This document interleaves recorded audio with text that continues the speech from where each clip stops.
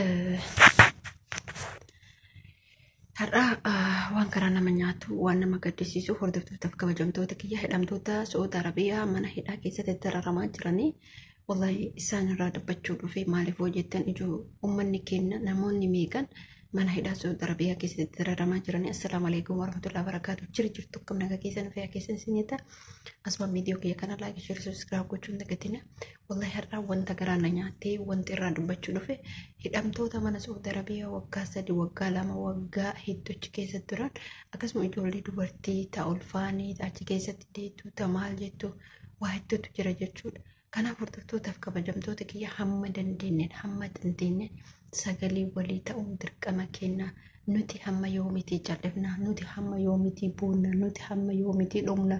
Dhumaatiin ijoolleen keenya biyya Saudi Arabiyaa keessatti magaalaa Riyaad, Jiddaa, Dammaam, Xaayif akkasuma ammallee Shumeesii akkasuma ammallee Kaarjii biyyoota Riyaadima keessa iyyuu gosoota achi keessatti bakka bakkatu jira jechuudha.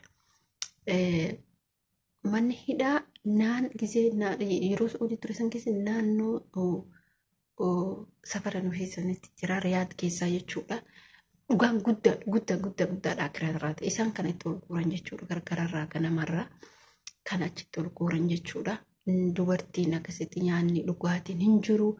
Obboleeyyan kiyya hamma dandeettanii warroonni miidiyaa gurguddoo warroonni tiktook irraa teettanii iyyitan warroonni tiktook irraa haasaa fokkataa suftan warroonni tiktook irraa waan hin taane geema taphachuu maal koottaa uummata kanaa sagalee ta'a. Uummanni keenya miidha kun obboleessa keettootu jira obboleetti keettootu jira. Kanaaf maal yoo irraa dubbattan tiktook gubbaatti waa meeqa haasofta. Inni kun keerii dubbata, inni kun sharii dubbata, inni kun wal arrabsa, inni kun geema taphata jechuudha. Ati yoo akka gaarii nyaattee uffattee yoo jettu obboleeyyan kee mana hidhaa keessatti yoo dararaman maaltu sitti dhagama? Obboleettii tiyya, obboleessa kiyya kana dhageeffataa jirtu, obboleettii tiyya tana dhageeffataa jirtu.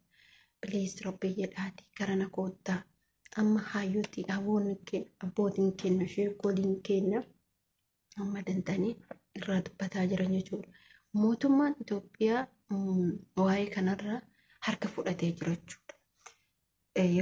Yeroo duraa bareeda ture garuu jechuun ijee duraa tokko ijoo dhiibban akka malee akkasumatti godhame bareeda ture. Garuu immoo harka keessaa fudhataa jiran jechuudha. Maaliif obboleen kiyyoon kan harka keessaa akka fudhataa jiraniif inni imbaasiin Saudi Arabiyaa yookiin magaalaa Riyaad akkasuma Jiddaa isaan sun jechuudha. Isaan sun uummataa miti jechuudha. Waan biraa dhiisatan Riyaad keessatti jechuudha. Yeroo ati achi dhayxuyyuu nama afaan Oromoo dubbatu kan hagasunda kabajan iddoon qabaniif. Amma barkaadhumaa jiru uummata Oromoo qofaa miti sani hagalu hundumti akka Itoophiyaa jedhamu waa hidhamu hundi isaatu miidhamaa jira. Xiqqoo achi keessatti Sumaaleen wayyaa qaba. Namoota waraqata Sumaaleetiin jiraatan toyyaa qaba. Namoonni tokko mootiyyuu otoo hidhaan kunuu qabaan kunuu jiraachuu baatee jiruun jirtu jedhu. Barqabameellee odoo seeraan galee bareeda. Waa tokko beekuu qabdan. Haa qabamu. Fakkeenyaaf amma Dubaay daftee ofirraa galchite akka qabamutti na fakkaata. Qaataar daftee ofirraa galchite. Ijoollee meeqa qabame bakkuma battalumatti biyya bu'u. Yookiin guyyaa 2 guyyaa 3 fa'aa oolanii. Garuu biyya san keessatti maaliif galcha namni kun isin galee? Yeroo mana hidhaa kana keessa ture manni hidhaa kun miidhaa guddaa fida. Isa dhiisati namoota isaan irratti tuunfida. Namoonni isaan irratti akkamitti fidan? Namoonni isaan irratti akkittiin dhiibbaa fidu. Nama mootummaa Suudii santu yaadne malee namni tokko yeroo dhibame poolisiin tokko fakkeenyaaf dhibama meeqatu jira Suudii keessa. Namni hojjetu sunillee poolisiin sunillee hin dhibama.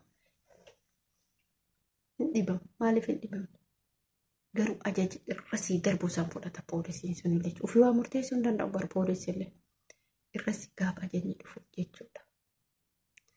Garuu immoo irratti ukkaamsee maal godhu heda? Nyaatu heda? Hin galchuuf irraa maal yoo galcha? Qabee bulii 15 ji'a takka hidhaan kanarraan taru. Warroonni bar yeroo muraasa hidhamanii galantu jira. Ijoollee hedduutu gala. Amma obboleessi kee waan isin ajaa'ibu namni kun immoo yaadu galee waggaa fa'i jechuun galee yoo soo deebi ammallee suutee jira. Ila jireenyi biyyaa tokko qabaatee bira deema, tokko dhabee bira deema. Waa hedduu jechuudha dhugaa dubbachuuf. Kanaaf yommuu ta'u namni keenya hin yaadu. Sirriidha, jireenyi biyya keenyaa sun si ho'isa, si guba. Dhugumatti jireenyi biyya keenyaa si guba, si ho'isa. Garuu mootuyyuu ati jireenya biyya keenyaa san jijjiiruudhaaf karaa kana gisee ku'an deebi'uun dirqamaa miti. Biyya keessattis hojjettee jijjiiramuu dandeetta. Ati biyya keessattis hojjettee jijjiiramuu dandeetta osoo inni miteetu karaa kana dhibba deebite, karaa kana takkii bishaanitti dhuutaa, takka karatti namni si jeesaa, waa meeqa namni kun ni ta'a jechuudha. Kanaafuyyuu ijoolleen keenya mana hidhaa Saawud Arabiyaa keessa jiranii bilis birmadhaa fi sagalee ta'aa fi dubbadhaa fi barnootaadhaan mootummaa hin galchuu hin danda'a. Wallaahi warra amma fakkeenya tikeetii fudhatanii galanii illee ni jiru ijoolleen maan. Amma fakkeenyaaf obsaan irraa hojjete jechuudha. Mucaa dhiyoo viidiyoo waraabe. Nagaan biyya isaatti gale. Yeroo guyyaa eedate jechuudha. Guyyaa eedaa nagaan biyya isaatti gale.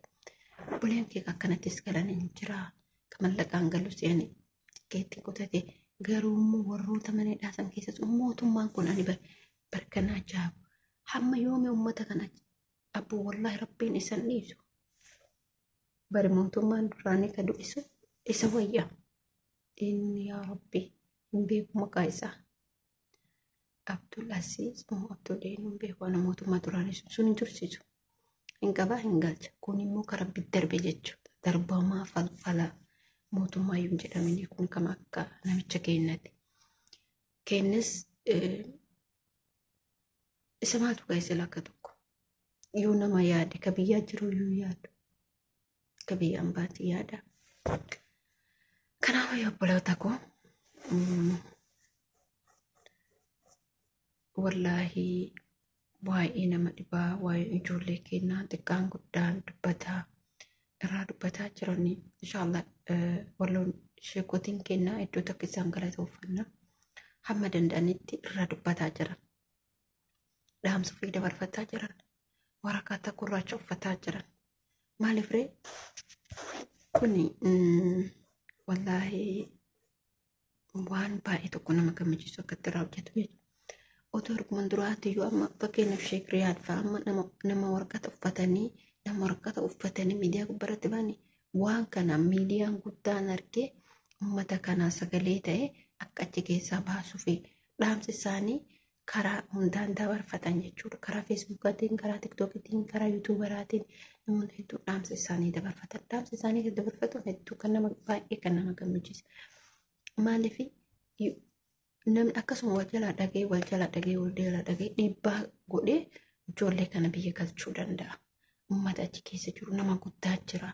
Nama mataan isaa tuqamee jira. Nama baqqamaa jedhetu jira jechuudha. Mana hidhaa san keessa waa hedduu jira jechuudha. Waa hedduu wallaahi rabbiin waan akkanaa kana wallaahi waan ulfaataadha. Wanni godhamu hin jiru. Alhamdulillah rabbil alamin jechuudha. Biyya takka keessa dhaqanii biyya takka keessa nagaan baatee galuun waan guddaadha. Kun immoo ijoolleen keenya irra guddaan karaa baharaatiin dhufan. Ijoolleen dubartiin ka xalabaan badan, ka xalabaa badanii, ka dhiiraa ka shamarranillee karaa baharaa kanaan kan dhufani. Mucaa wayyaa mallee dhiyoo kana Dubaay keessatti qabamte yoosuu galtee ilaalaa biyya nagaa biyya ofirraa daftee galchu. Garuu ijoolleen keenya shamarranii as keessatti illee beekaa ijoollee badaa jira. Isin yoo mana biyyaa dhuftan akkana jettanii badina. Wallaahi mana takka hoteetti kabajaatti qabdu. Yoon galeettiin galta. Mee amma gisee ala dalaydu. Ijoolleen shamarranii maaliif mana xalabaatee battan? Yoon galeetti kaakee xumuratti galtaa. Yoon taa'eetiin teettaa. Dalaguu ati dalaydu. Alabaatus mana sokko xalabaateetus siisanii sana. Amma ala yeroo baate taaksii qabdaa, nyaata qabdaa, dhugaatii qabdaa, mana kiraa qabdaa. Waan biraa dhiisa shaanxaatti si kafalchiisa. Si jedhee shaanxaatti si kafalchiisan jechuudha. Keessattuu biyya Qaataar kanatti manni keessa kiraa keessa galtu baay'ee tokko qaaliyyatti ijoolleen. Ana hiriyyaan xiyyeeffadhee beekti. Akkasuma ammallee firuma isiin biraa badde biraa mucattiin hiriyaa xiyyaa bira teetti waraqata qabeetti. Kuni maaliif waa'ee mucattiin sun hin seenuufti maaliif baddee toksiisan baduu baadheetti itti dhammaanee ol argutu. Kabaade sun illee akkasumatti kabaddi sun jechuudha. Hin badinaan na gorsiti. Jireenyi alaa sana garteeti. Jireenyi alaa sun hamma hin ulfaatu beekti. Wanni isiin qabu waa hundarraa jechuudha. Isinii galee otoo maatii kee rakkatee abbaa kee dhukkubee haadha kee dhukkubee biyya galuu hin dandeenye. Jireenyi alaa kana jechuudha. Warroonni baddanii booda mana hidhaa seentanii mana hidhaa keessatti dararamtan walirraa ila kana dhagaa sagalee kana dhageeffadhaati. Hin badinaa mana namaa dalagadhaa. Manuma tokko dalagadhu waggaa lamaan gali. Gaafa waggaa 2 xumurtee waggaa 3 illee galuu hin dandeetta. Dhimma mirga keetti. Manuma tokko keessa taa'amu mana biraa qayyarataan oolina. Gaafa mana qayyartee gaafa akka bakka deemtee immoo ulfaata. Maaliif manni hundi gaarii miti? Manni hundi badaa miti. Injiraa miti. Kanaaf buleetii hankiyyaa naa jabaadhaa. Rabbiin isin biraa jiraatu. Akkuma isin jirtanitti maaliif hamma dandeenyeen uummata keenya kanaan sagalee taanee bira dhaabbannee amma namni tokko viidiyoo kana namni ilaaluu nan dhageeffatu jedhee waan biraa waraabus danda'a. Viidiyoo hin dhageeffatu. Maaliif hin dhageeffanne? Akka itti dhageeffatu jira. Obboleettii isaatti hojii keessa jira. Obboleessi isaatti hojii keessa jira. Haadha isaatti hojii keessa jira. Maaliif hin dhageeffanne viidiyoo? Maaliif hin dhageeffatamne? Hin dhageeffatamu. Har'as ta'uu baatu guyyaa takkaa 2 oolee hin dhageeffatamu. Kana mootummaa ka godhu eenyuuni? Nu himataa keenya. Miidiyaa qabnu irratti waan dandeenyeen yaalii gochuu uffata keessan uffattanii warrooniti tole agarsiisuu. Maaliif yeroo kana mootummaa sagalee uummata keenya akka rakkinna uummanni keenya keessa jiru viidiyoon garaagaraa irratti bittinnaa jira jechuudha. TikTok irratti, YouTube irratti, miidiyaa hundarratti bittinnaa jira. Inshaallah sababa rabbiin beektaa waan tokko si keessaa si baasuuf waan xiqqishuu sababa si godha. Tokkoffaa sagalee ijoollee kanaa ta'uuf Ahmad Culullee Alsiittu akka tasaa bilbila dhokatanii bilbila xiqqoo wayiitiin ijoolleen bilbiltee fi sagalee isaa saniin bittinnaa'e jechuudha. Wanni kun ka dhokatamee mucaan kun TikTok irratti beekamaa ka ture jechuudha. Mucaan amma Ahmad Culullee beekamaa ka ture. Garuu immoo gaafa inni mana hidhaa seene namni tokko maqaa isaa dhahee hin beeku. Caaltuun akkasuma TikTok irratti nama yeroo duraatiif maakiifaa wajjin eegalte. TikTok rabbuttoodha jechuudha isee. Nama miiliyoonaan laallamte na fakkaata. Ani baay'eetti leelluuf akkas na fakkaata. Maakii wajjin turte. Ammallee hiriyaan isii biyya galte. San dura biyya galtee daa'ima qabdaa mata akka qabdii hiriyaan isii biyya galte. Garuu immoo gaafa yeroo duraatiif irraa dubbatanii ergasii mootummaa maal godharree hin dhaaban jechuudha mucattiisan. Waa'ee isiin dubbachuun isaa. Itti deebi'ee Ahmad Culullee isirraan turreen qabame. Waa'ee Ahmad Culullee namni haga isaa isanuyyuu dubbateen jiru. Kun rakkinni ilmi namni keenya kun yeroo ati fayyaa qabdu, yeroo ati nagaa qabdu, yeroo fuula bareedaa qabdu si jaalata. Gaafa rakkoon sitti galee tiniin jedhe duuti duubatti sirraa dhiyeessa jechuudha. Kun sirrii miti. Kun abadan sirrii miti jechuudha. Yeroo rakkinaa, yeroo nagaa qabdus, yeroo gadda qabdus si wajji kan dhaabatu hiriyaa keeti, fira keeti jechuudha. Uummata keeti. Kunuunsi bira dhaabanne kabiraayinu si bira dhaabata. Eenyuun abdattare ati gaafa kana dhabdanne. Gaafa fira kee dhabdanne, gaafa uummata kee dhabdanne, gaafa hiriyaa kee dhabdanne. Kanaaf rabbiin sagalee mucaa sanii bilbila namni itti bilbilee hin baasee sagalee nutumaa jiranii, nujjeessaa jiranii, beelee jirraa, kan uffannu waraqataa, kan nyaannu kumusii takkaa jedhee manni dubbate. Rabbiin sagalee mucaa sanii yookiin uummata kana yaa rabbi kiyya achi keessaa nagaan nu baas. Yaa rabbi kiyya uummata kana yaa rabbi kiyya nagaan nu baas. yaa rabbi yaa Allah ni du'aa itanaa tokko aamin jedhe yaa rabbi rakkataa rakkoo baase yaa rabbi dheebotaa dheebuu baase yaa rabbi uummata keenyatti keessatti mataa baraanfattee jiru san yaa rabbii kiyya nagaa maatii isaaniitti yaa rabbi nagaa nu galche yaa rabbi nagaa nu galche abbootiin keenya akkasuma sheekotiin keenya hundumtuu du'aa godhanii du'aa kana rabbiin nurraa haqee baluu anillee du'aa tana hamma beekun jedhee jira. Inshallah rabbi yookiin sagalee mucaa kanaa rabbi isa godhe uummanni keenya galuu danda'a isin jechuu barbaada. Hordoftootaaf kabajamtoota kiyyaa viidiyoo tiyata namoota yoo laayikii jedhu subscribe naa godhaa koomentii naa barreessaa.